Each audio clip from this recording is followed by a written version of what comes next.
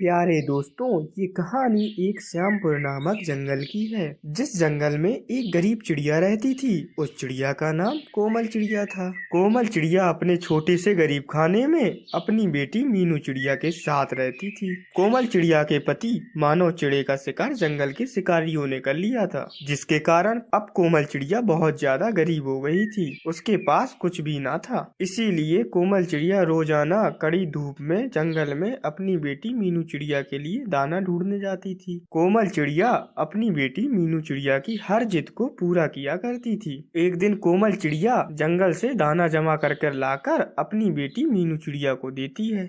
माँ, तुम मुझे रोजाना ये गन्नू के दाने लाकर दे देती हो।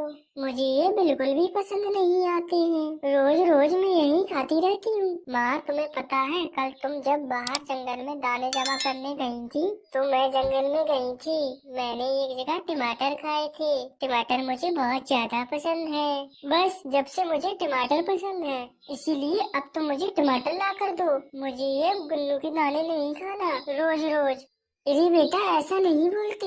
हमसे भी गरीब पक्षी हैं जो ये गुन्नू का दाना भी नहीं खा पाते। कम से कम हमें तो ये गुन्नू का दाना मिल रहा है, इसीलिए तुम इन गुन्नू के दाने को बुरा नहीं बोल सकती हो।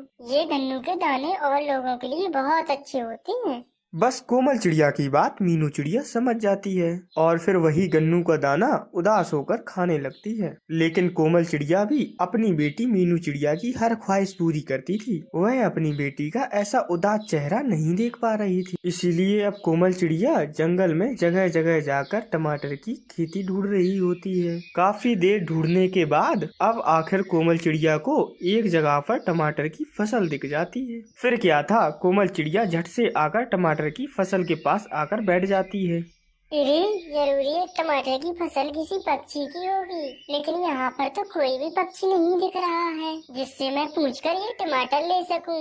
लगता है ये फसल ऐसे ही है, ये किसी पक्षी की नहीं है। चलो मैं यहाँ से टमाटर ले जाती हूँ।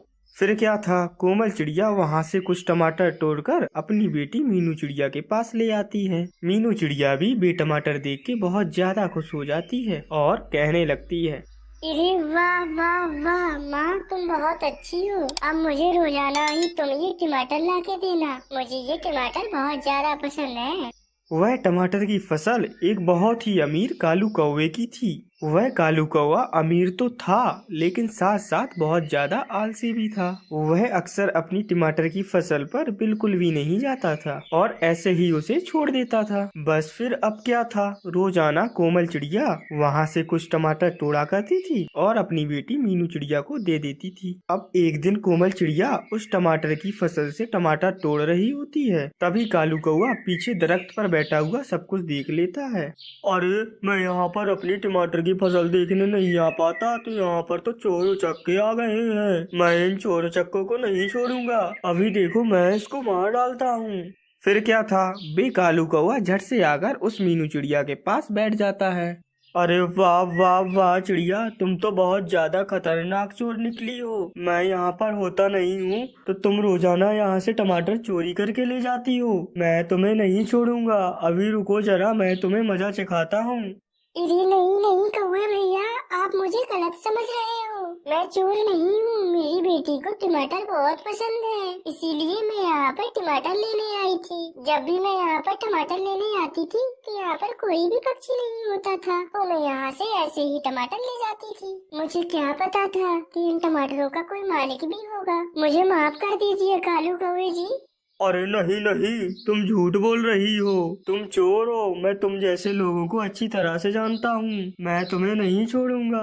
फिर क्या था, कालू कौवा गुस्सा में आकर उस चिड़िया की खूब धुलाई करता है। कोमल चिड़िया बहुत कमजोर सी थी, इसीलिए कोमल चिड़िया की मृत्यु हो जाती है। मीनू चिड़िया भी अपनी माँ के पीछे पीछे कालू कौवे की टमाटर की फसल पर आई थी, इसीलिए मीनू चिड़िया भी सब कुछ देख लेती है। मीनू चिड़िया अभी बहुत ज्यादा छोटी थी। वे कालू कौवे का कुछ भी नहीं कर सकती थी, इसीलिए वे अपनी घर में आ जाती है। दिन पे दिन अब वह कालू कौवा बहुत ज्यादा आलसी होता जा रहा था। अब तो कालू कौवे ने बिल्कुल भी अपनी फसल पे जाना छोड़ दिया था। फसल को बराबर पानी ना मिलने की वजह से वह सारी की सारी फसल खराब हो जाती है। फिर क्या था, धीरे धीरे कालू कौवा अपनी बेवकूफी की वजह से गरीब होने लग जाता है। उसके पास भी अब खाने तक को कुछ भी नहीं हुआ करता था। अब मीनू चिड़िया भी काफी बड़ी हो गई थी। उसने कालू कौवे के घर के पास ही अपनी टमाटर की फसल लगा ली थी। वक्त के साथ साथ अब कालू कौवा बहुत ज्यादा बूढ़ा हो गया था। अब उसकी हिम्मत ना थी कि वह जंगल में दूर दूर जाकर दाना जमा कर सके और फिर उसे खाकर अपना पेट भर सके। फिर एक दिन कालू कौवा अपने घर के करीब ही मीनू चिड़िया की टमाटर की फसल देख लेता है। टमाटर की फसल कालू कौवे के घर के बिल्कुल करीब थी, जिसके कारण अब कालू कौवा रोजाना ही वहाँ से टमाटर खा लिया करता था। फिर क्या था, एक दिन वह मीनू चिड़िया कालू कौवे को रंगे हाथों पकड़ लेती है और उससे कहने लगती है, वाह वाह वाह कालू कौवे, तुम तो बहुत ही ज्यादा होशियार हो। इतनी होशियारी से रोजाना मेरी टमाटर की फसल से तुम टमाटर चुराते हो। अब तो मैं तुम्हें नहीं छोड़ूंगी। तुम चोर हो चोर। अब देखो मैं तुम्हारे साथ क्या करती हूँ। अभी तुम्हें मजा सिखाती हूँ मैं। फिर क्या था, कालू कौवे को अपनी पुरानी बात याद आती है कि किस तरह उसने कोमल चिड़िया के साथ भी ऐसा ही किया था। बस फिर क्या था, अब वो कालू कौवा उस मीनू चिड़िया से माफिया मांगने लगता है। अरे मीनू चिड़िया, मुझे माफ कर दो, मुझसे बहुत बड़ी गलती हो गई है, मुझे माफ कर दो मीनू चिड़िया, मुझे मत मारो। अरे हाँ हाँ बेफिक्र रहो, मैं तुम्हें मारने वाली नहीं हूँ, क्योंकि मैं तुम्हारी तरह नहीं हूँ। तुमने मेरी माँ की मजबूरी नहीं समझी थी और तुमने उसे मार डाला था, लेकिन मैं तुम्हारी मजबूरी समझती हूँ। आज तुम बहुत गरीब हो और बूढ़े भी हो, इसीलिए तुम दूर जाकर दाना जमा नहीं कर सकते हो। इसीलिए करीब यहाँ से ही टमाटर खा लिया करो। बस फिर क्या था, अब वो मीनू चिड़िया उस कालू कौवे को माफ कर देती है और कालू कौवा भी रोजाना वहाँ से टमाटर खाकर अपना गुजारा करता था। तो प्यारे दोस्तों, इस कहानी से हमें प्रेरणा मिलती है कि हमें गरीबों को बिल्कुल भी परेशान नहीं करना चाहिए।